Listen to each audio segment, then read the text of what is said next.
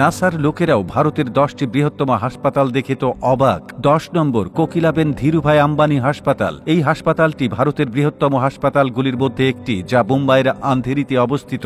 আমরা আপনাকে বলি যে এই হাসপাতালটি মুকেশ আম্বানি তার মা কোকিলাবেনের নামে 2010 সালে তৈরি করেছিলেন। এই হাসপাতালটি অনেক বড় এবং এখানে সব ধরনের আরাম পাওয়া যায়। এই হাসপাতালটি ভারতের পাশাপাশি বিদেশেও পরিচিত।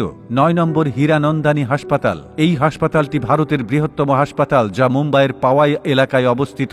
আর আপনাদের জানিয়ে রাখি, এই হাসপাতালটি ভারতের বিখ্যাত সার্জন ডাক্তার LH হীরানন্দানীর নামে তৈরি করা হয়েছে। নবজাতক হাসপাতালগুলিকে দেশের স্বাস্থ্যসেবার একটি স্থায়ী প্রতীক হিসেবে গড়ে তোলার লক্ষ্যে হাসপাতালটি প্রতিষ্ঠিত হয়েছিল এবং এটি ভারতের বৃহত্তম এবং সেরা হাসপাতালগুলির মধ্যে গণনা করা হয়। আমরা আপনাকে বলি যে ভারতের অনেক বড় ডাক্তার এই হাসপাতালে চিকিৎসা দিয়ে থাকেন। এখানে ডক্টর বিনোদ রাওয়াল এবং বিনোদ আদবানি প্রমুখ চিকিৎসক। 8 নম্বর টাটা মেমোরিয়াল হাসপাতাল। মুম্বাইয়ের পারেল এলাকায় অবস্থিত এই হাসপাতালটি খুব কম খরচে ক্যান্সারের চিকিৎসার জন্য টাটা গ্রুপের চেয়ারম্যান জনাব রতন টাটা তৈরি করেছিলেন। রতন টাটাজি সেই সমস্ত লোকদের জন্য এই হাসপাতালটি তৈরি করেছেন যারা অন্যান্য বেসরকারি হাসপাতালে ব্যয়বহুল চিকিৎসা করতে অক্ষম, এবং এখানে এই হাসপাতালে গরিবদের বিনামূল্যে চিকিৎসা করা হয়। আসুন আমরা আপনাকে বলি যে এই হাসপাতালটি ভারতের বৃহত্তম হাসপাতাল এবং ভারতের সেরা হাসপাতালগুলির মধ্যে গণনা করা হয়। এই হাসপাতালে রোগীদের খুব ভালো চিকিৎসা দেওয়া হয়, যার কারণে এই হাসপাতালটিকে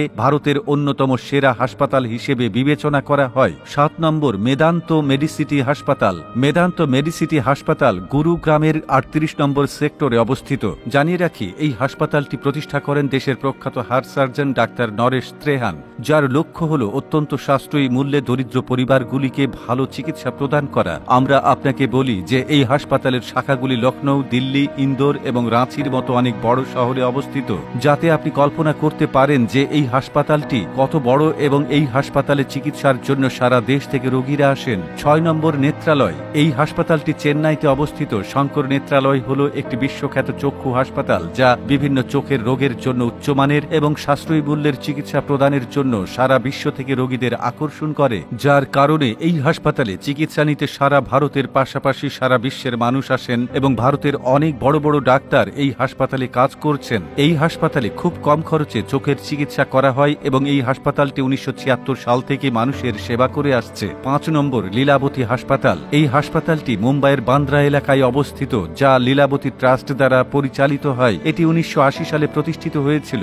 এই হাসপাতালটি ভারতের বৃহত্তম হাসপাতালগুলির মধ্যে একটি এবং এটি মুম্বাইয়ের বৃহত্তম হাসপাতাল এবং সমস্ত BPL পরিবার এই হাসপাতালে বিনামূল্যে চিকিৎসা নিয়ে থাকেন। ভারতের অনেক বড় ডাক্তার এই হাসপাতালে কাজ করেন। আমরা আপনাকে বলি যে হাসপাতালে রোগীদেরও খুব ভালো দেখাশোনা করা হয়। 4 নম্বর খ্রিস্টান মেডিকেল কলেজ। খ্রিস্টান মেডিকেল কলেজ তামিলনাড়ুর ভেলোরে অবস্থিত। খ্রিস্টিয়ান মেডিকেল কলেজ এমন একটি নাম যা চিকিৎসা, গবেষণা এবং শিক্ষার ক্ষেত্রে খুব ভালো বলে মনে করা হয়। এটি প্রতিটি শ্রেণীর মানুষের জন্য উচ্চমানের চিকিৎসা সেবা প্রদান করে এবং এই হাসপাতালে প্রায় 3000 রোগীর জন্য শয্যার সুবিধা রয়েছে। 3 নম্বর ইন্দ্রপ্রস্থ অ্যাপোলো হাসপাতাল। এই হাসপাতালটি নতুন দিল্লির সরিতা বিহারে অবস্থিত এবং এই হাসপাতালটি দেশের অন্যতম জনপ্রিয় হাসপাতাল। আজ অ্যাপোলো হাসপাতাল দেশের স্বাস্থ্যসেবা এবং হাসপাতালে ভর্তির ক্ষেত্রে সবচেয়ে বিশ্বস্ত নামগুলির মধ্যে একটি, যেখানে রোগীরা চিকিৎসা, রোগ নির্ণয় এবং ফার্মেসি সহ বিস্তৃত সুবিধা পান এবং এটি একটি মাল্টি স্পেশালিটি হাসপাতাল, যা বিশেষায়িত হৃদরোগ, ক্যান্সারের চিকিৎসা করা হয়। হাসপাতালে রয়েছে প্রায় 800 শয্যার সুবিধা।